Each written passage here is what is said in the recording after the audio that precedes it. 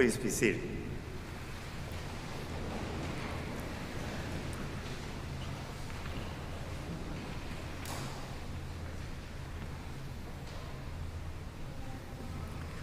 Only a fool would wash the outside of a cup and ignore the inside.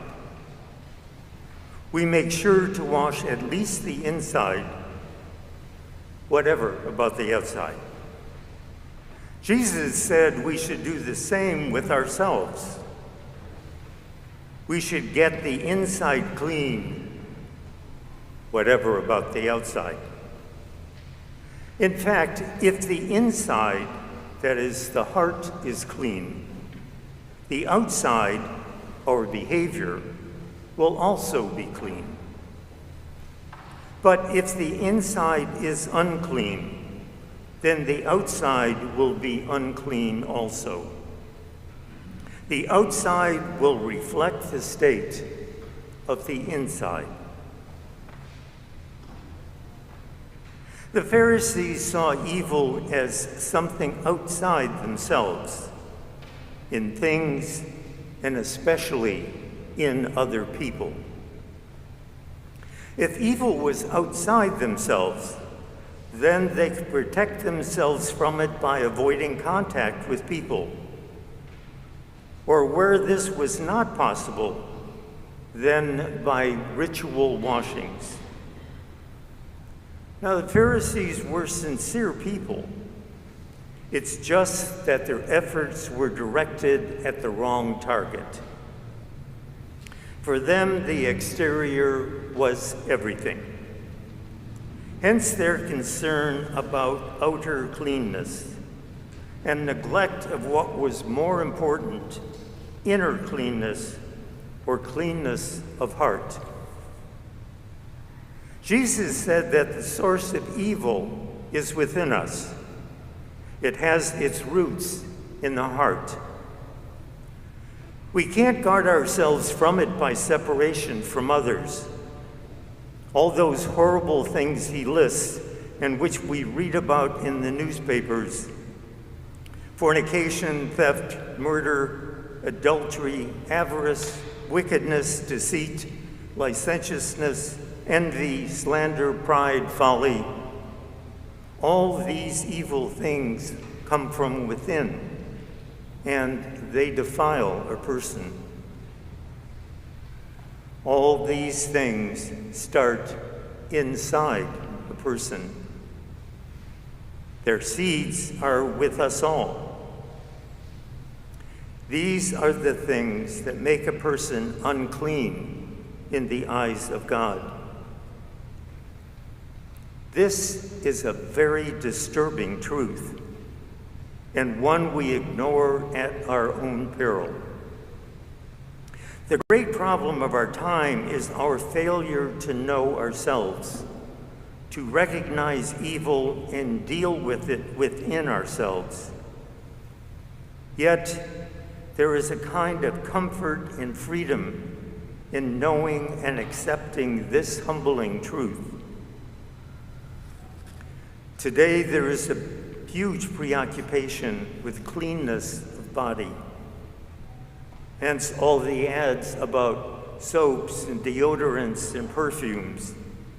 And there is a great preoccupation with the environment, with the quality of the water we drink, the food we eat, and the air we breathe. It is not that these are unimportant, but evil is the worst kind of pollution of all. But if the source of evil is within us, so too is the source of good. All our thoughts, words, and deeds flow from the heart, like water from a hidden spring. If the spring is clean, then all that flows from it will be clean. We must purify the source.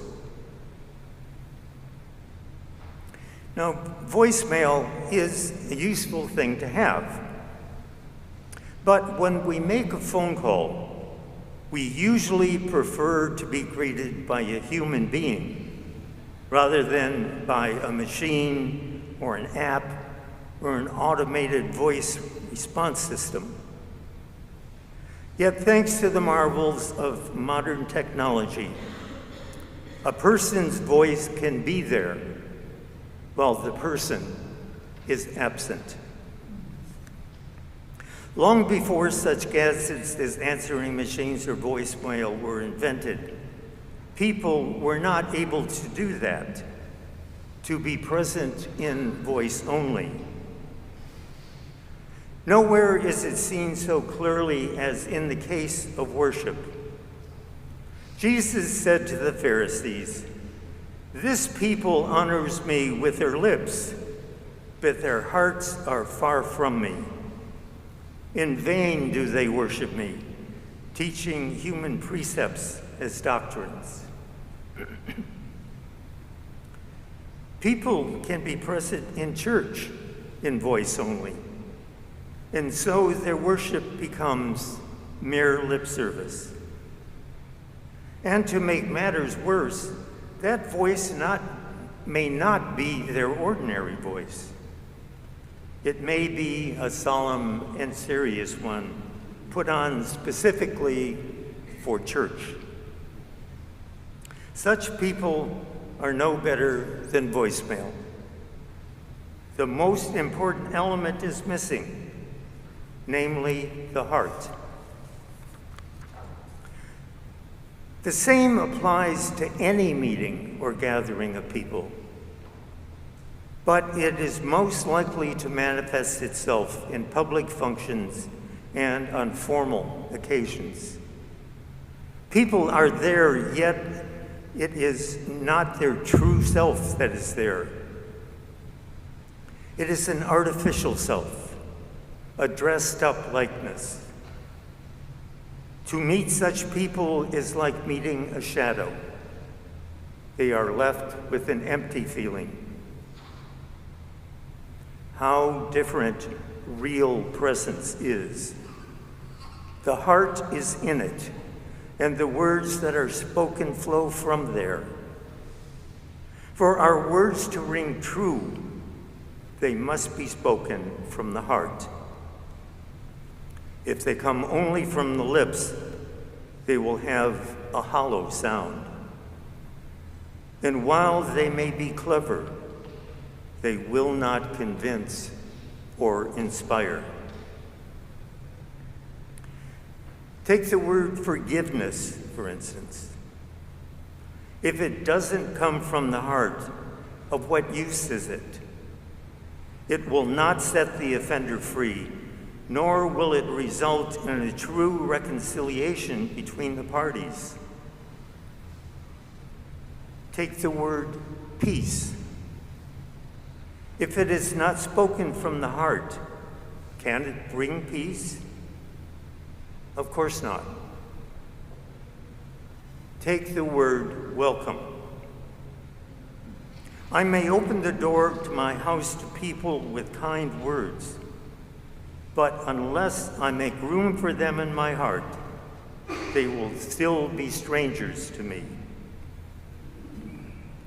It is only with the heart that we can speak rightly, and a presence without the heart is like a fireplace without a fire. What is the quality of my presence here on a Sunday?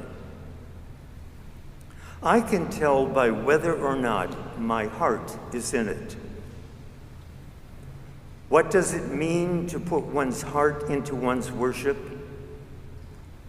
It implies sincerity, depth of commitment, and above all, love. In the section of the letter we heard this morning, St. James says that there is an essential link between faith and love. Nowhere is the sanctity so clearly indicated.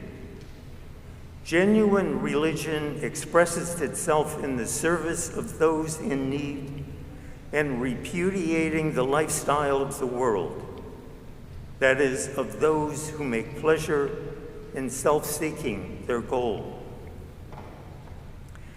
St. James is not saying that worship is not important, but that it is empty if we do not live as God calls us to live. Virtuous lives constitute our first and most important worship of God. Amen.